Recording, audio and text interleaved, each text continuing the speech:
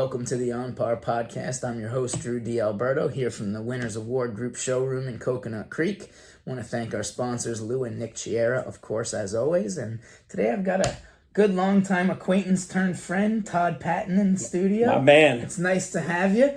You've got a lot of cool stuff going on business-wise. I know you're a long-time golfer. Used to be in 6 Degrees, now going back to being 6 Degrees again. We met networking. We met at the Tower Club. We haven't played golf yet, but we can fix that. I don't think we have, yeah. But we can fix that. Definitely. So kind of give me the golf side of your story first. Like, how'd you get into this crazy game of ours? I believe you're still an addict like the rest of us. So yeah. You know what I'll start with, Drew, which is a good story, is my hole-in-one. Oh, right? Yeah. Now we got a hole-in-one story. This is Let's unbelievable. go. So I've had two, believe it or not, and I'm not that good of a golfer. I'm a 13 handicap. You just need one good swing. That's it. But I'll tell you, the first one, I was a member. I joined Fort Lauderdale Country Club. Okay. At the time, I was all over the place, meaning I was in the 18 handicap. So I go to the range. I'll never forget this. It was the first tournament they had. It was called the Italian Irish Open. All right. I don't know anybody. I just joined this place, Fort Lauderdale Country Club, and I go in and I said, "Hey, can you pair me with somebody?" They said, "Yeah, we'll put you on. My mom's Italian. You'll go the Italian. So we're going to match you with an Irish guy." I guess they did it, and you're going to meet this guy. He's a great guy, and he's 88 years old, which is to me so impressive that you're out there at 88. He's out there, and he's a short little Murph. His name was Murphy, of course. Right, as Irish as it gets. So me and Murph and his two friends were supposed to be the four that we're doing. He tells me right as I'm in the range hitting, he goes, "It's just going to be the two of us." I said, "That's good. Me and you, Murph." So as I'm saying that, I'm hitting balls, skull. I couldn't hit it. And you know how that feeling is as a golfer. It's like the worst possible. So now I'm saying, how am I going to get rid of these the yips. Yeah, the yips. Yeah. They're horrible. You don't even want to say the S word. So I couldn't get rid of them. So the first hole, I had to pick up. Second hole, and I forget if it's the third or fourth hole, but it's a par 3. And I'm 135 out, and Murph's in the cart, and I hit it, and we see it. And I'm almost positive it went in. Now my heart's pounding, and I go, "Murph, did you see that?" He goes, "No." I didn't. Of course so I not. said, "We're going to go over there." Of course no one saw it. As we get up there, there's no balls on the green. And he goes, "I think you're in, Todd." And I go, "You know what? Can you film this? Because I want to get this on video." So Murph says, 100%. So I get them all set up. I walk out there. My heart, Drew, is pounding now because it's your first hole in one. I walk up, I peek in. There's the ball. It's in there. So I grab it. Now Murph's doing an unbelievable walking around. He's like narrating it. Oh, and he's telling. And he was a Canadian Irish guy. So he had this accent that was very distinct. "Oh, we're here." So as I'm picking it up, I'm almost in tears. I pick it up and I give a big tiger pump it, and I point to the camera and I look and I go, "Wait. You hit record? The light's not on." This is a true story. I said, "Murph, you didn't hit the record button." And he goes, "Oh my God." So now, but no big deal. Do the reenactment? Easy, because I'm still soaked. It's still a hole in one. And he goes, "Let's just do it again." So I hit it this time, make sure, now it's recording. Yeah. And he's filming it. And I forgot, I already picked the ball up. So it's filming, but I cup it my hand like this. I go in, I grab it, and I hump. And then I point. I send this video to my wife. She posts it on Facebook. So it looks, you can find it now to this day, but you'll see it. One person called me, "TP, what'd you do? You had the ball?" I said, pocket. "Let me tell you the story." So that was my hole-in-one story. I like that. Yeah. I like that. But, I don't have a hole-in-one story, but I did catch my friend Jen on her first hole at her first 18 holes at a charity tournament with the exploding ball trick. Oh, nice. So I have that on video. That's better. Almost as good. I don't have a hole-in-one story yet, so... Yeah, no, I mean, golf has been such a big part of, like you said, business growing. I mean, that's how you and I met at 6 Degrees the first round. And what a genius model that is by Rich Rogers. You put people together and match them in a golf cart. So it's always been like that. It's funny. Sometimes when you go golfing with somebody to talk business, you don't want to, because it's like, let's just get to know each other. Isn't that what network's all about? I never talk business when I'm out there. And I've been in a charity tournament. I won't tell you the people's names because you probably know them. but they talked business from the first hole to the last hole. And this is at not even just a regular golf outing, like a charity event. And I actually just found myself getting aggravated because that's not where you want to be talking. No. You want to, talk about your kids, talk about your other hobbies, talk about playing golf, talk about all these other things, because that's how you build the relationship. Yeah. And then on the 19th hole, hey, Todd, what is it that you actually do for a living? Exactly. Right? Like that's when it usually comes out. Yep. Isn't that the truth? You do business people you know, like, and trust. And if you're golfing with somebody for the first time, you don't know them, you got to get to know them. You got to build a relationship. So, but you got a captive audience for 4.5 hours. Sometimes 5.5 if you're there early. Yeah. Sometimes 8.5 if you're there for dinner, drinks, or lunch, or whatever afterwards. Exactly. Yeah. So that's golf's been fun for me doing that. Just meeting people, getting to know them, and then if things turn out in relationship, business wise, great. Yeah, and I know people for 5 or 6 years sometimes as golf buddies, and then a whale referral comes, or I give a whale referral, and help the client, help the guy that I'm trying to give business to, and then I get the value of saying, you know what, I made a connection and it turned into something. I mean, look, amazing. I think you and I have a lot of similar outlooks on networking. I mean, look at the podcast that we both do. You know, I mean, this is awesome place, and I got to meet the owners of this place, who's an amazing people. You could tell just by the first handshake, but that's how relationships are started. And having a podcast here and seeing how impressive this is, I mean, this is awesome. And I'll tell you, it's been great for bringing, head pros and directors of golf now. We had Ben Bauer at Hunter's Run. We had Jeff Lofsted, who's the PGA section president for many years and very involved. Because, there's 200 pro golfers, and then there's another 30,000 pro golfers that do something other than play on the tour. So that's the kind of guys we've been getting. And then, all of a sudden it's like, oh, championship belt looks cool. Oh, this trophy looks cool. Oh, we need swag. We need apparel. We need promotional items. All of a sudden, I mean, I'll give you a funny example. We had the guy who runs Old Florida invited us over to interview the head superintendent so we could learn about the turf-based testing and all these other interesting nuances to golfers, right?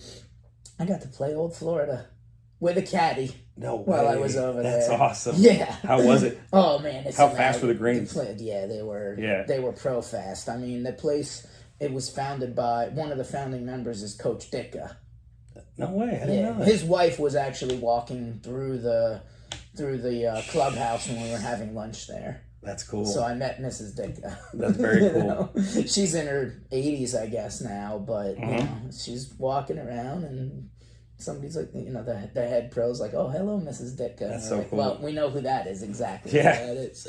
So it's been great. I mean, we're a year in now. I know your podcast is fairly new. You're like 7 or 8 episodes. Yeah. So tell us about your podcast and what what was the brainchild behind starting the Opportunity Knocks podcast? Thanks for asking.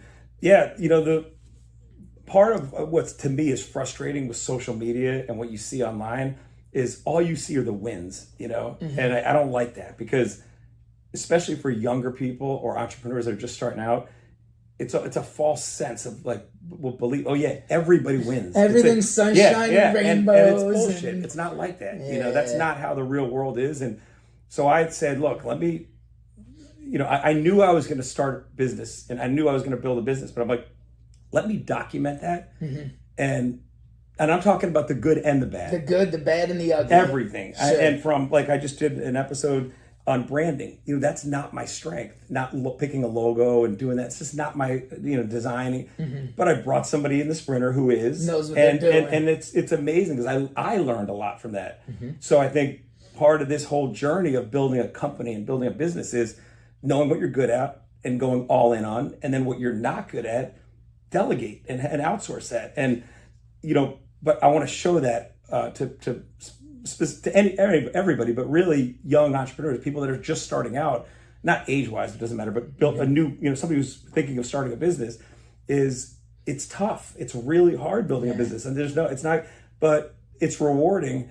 But here's some of the obstacles, and then maybe some people can learn from me. So that was the concept of Opportunity Knocks, is that now the element of just me documenting my journey, I thought might be a little bit boring, meaning meaning there's got to be something added to it. Yeah. And so part of it is, so there's 2 podcasts we do a week, Wednesday and Friday. Okay. It's released. So today we're releasing episode 7. Friday's episode 8. Who's the mayor? Mayor Udine. So what I'm doing is I'm bringing the one that's on Wednesday is my journey, and usually I'm bringing somebody in who's an expert, like I said, but we're talking about the businesses that I'm building. And then on Friday, I'm bringing, it's totally different, still Opportunity Knocks, but I'm bringing these top CEOs, the ex-mayor, and I want to know, how did you get to that? What opportunity was knocking on your door, and then how did you react and take advantage of it? And it's great. I've learned a ton. Like I said, I've only done 8 episodes right now that we finished. And as I look back at it, I'm like, man, just in a month and a half, I've learned a ton of stuff. And look, I'm going to be 50 this year. I've been in business for 25 years, but I'm learning stuff. So I think that's the other thing, is that you always be a sponge, and if once you think you know it all, that's when it becomes dangerous. And just tell those kids to play golf, because I'm still fighting the good fight with getting my kids into golf / back into golf, because I wish that I would have played when I was a kid, so I wouldn't struggle as much as an adult. Yeah. So true. I mean, and if you can break 100, you can be out there with anybody and get invited back. You don't have to be great at golf. You can suck. You just have to suck quickly, is what Sean says. Yeah, exactly. That's one of the things I always look at too when I golf, is the people I'm playing with, how do they react? And look, we're all competitive, and we like that, and I hate losing, but when I start seeing people throwing clubs, people breaking things, it's like, you think I'm ever going to do business with this person? This is not the kind of people I want to deal with. I want to be around. And so golf tells a lot, just the experience, it tells a lot about people's character and how they deal with adversity, because you and I know there's a lot of adversity on the golf course, just seeing that. And like you said, it doesn't matter how bad. When I go golfing with somebody, I don't care less. Now, if they take an hour to finish a hole and they're just thinking about themselves, then I get upset. Yeah. But as long as you're quick, it doesn't matter how bad you are or what level you are, especially, look, none of us are getting paid on Sundays. We're playing golf to have a good time and build our relationships, deepen our relationships, and have a good time with friends, and go to a charity golf event. I'm excited about your charity event coming up. When is it again? So April 28th and 29th. Sweet. April 28th is a Sunday. It's a charity dinner and silent and live auction for Nick's camp. Love it. And sending kids with cancer to camp. Really nice camp. Is that what Florida? Oh, really? Yeah, it's called Camp Boggy Creek. So they have a week is diabetes, and a week is MS, and a week is something else. And the Chiera Family Foundation that we raised the money for the 2-day event is the cancer one, because Nick and Lou's father passed away from cancer, and they basically created the charity in his honor. Unbelievable. And they're actually going to be building Nick's field up there at Camp Boggy Creek, because we brought them a check in July last year for around $200,000. What? So part of that money is going to build an outdoor, they call it Nick's Field of Dreams, and their dad's name was Nick. Yeah. So nothing's impossible for cancer kids. And then, so that's at Broken Sound, the new clubhouse. And then Monday the 29th is Broken Sound, the old course.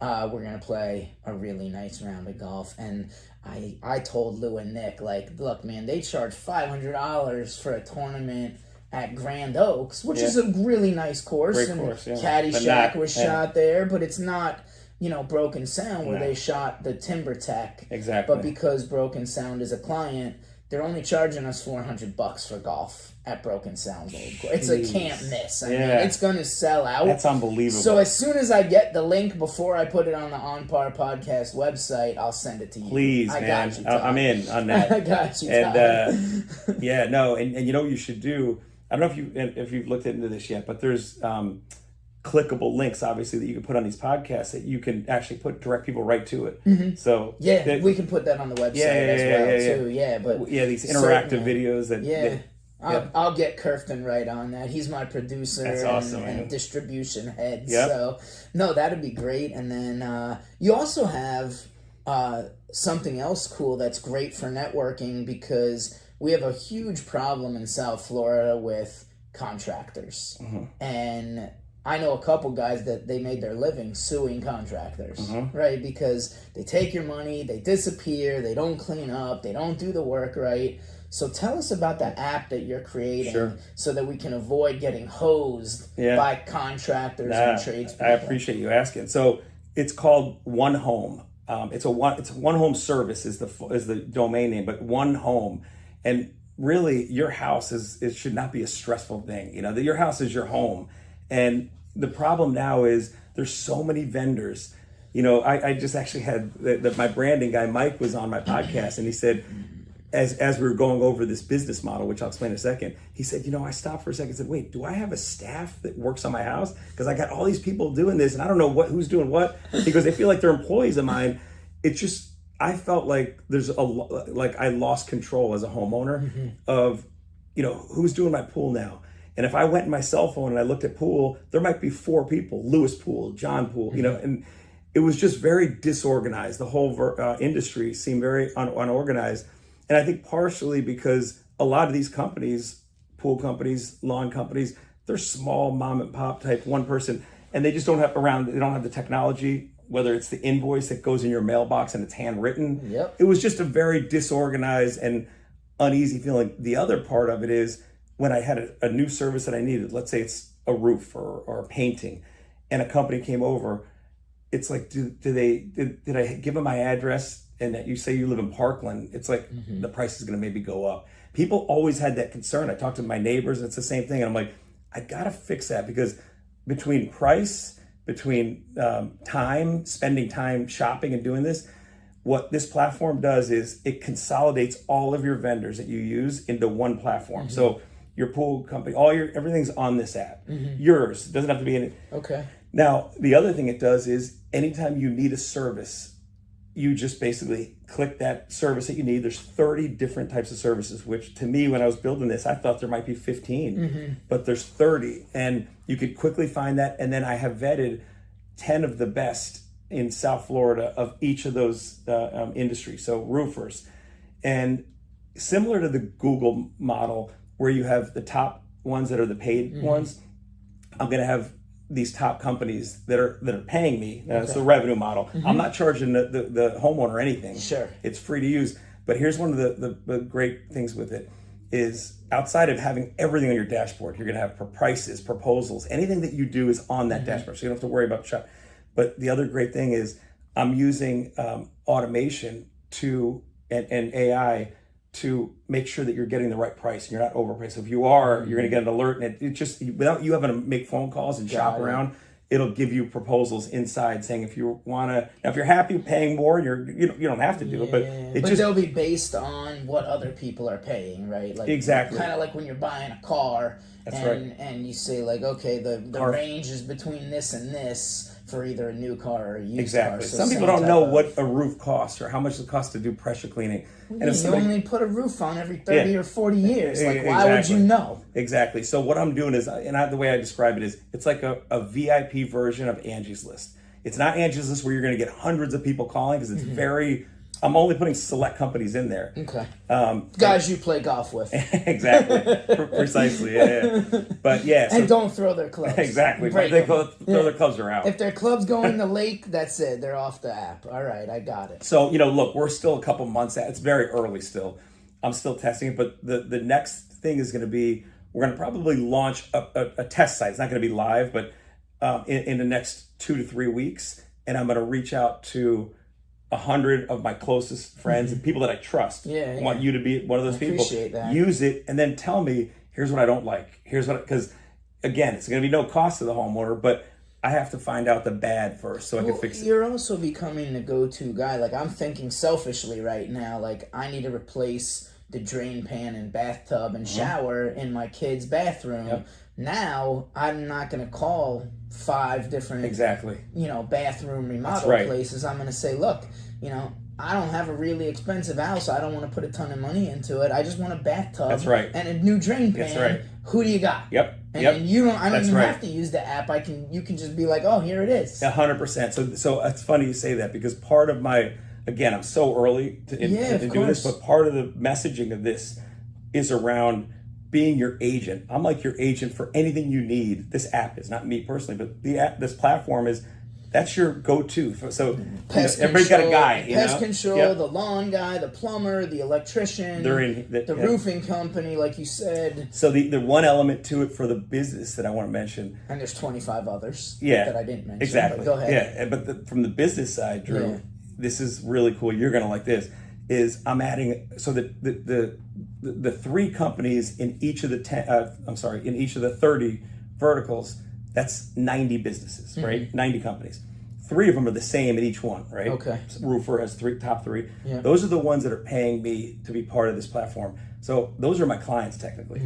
I'm going, first of all, they have to have a certain rating. If they don't have a rating, they're not going to be considered with Google and with Yelp and everything like that. But what I'm doing is I'm tying a networking element to that. So if you could picture all 30 that are just one of each are going to meet on once a month, and we're gonna have a networking event. So because them passing referrals to one another is gold. Yeah. If I'm a painter, I could give a roofer a lot. I don't think that networking's organized in that space. So all I'm doing is facilitating it. I'm just basically, so if they're part of my VIP network and they're one of the 3 in each of the verticals, they're going to get so much value. I mean, it's going to be amazing. So, well, then you can also show them the ROI, right? The roofer meets the handyman, meets the electrician, and they start sending clients back and forth because they now have a trusted advisor with that expertise. Precisely. You can show them, hey, look, marketing is tough because it's hard to show an ROI in a lot of cases. And as business owners, you're an entrepreneur for a long time.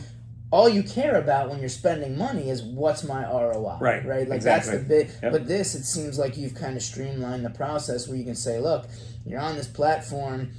Drew's dad just got a roof from you because he's got the app, and you're $26,000 in gross revenue. So what'd you pay for the year for the app? Exactly. 100%. Here's the simple math. It's all 100%, and that's not including those relationships. And I think that's where you say it's hard to measure like a networking group, 6.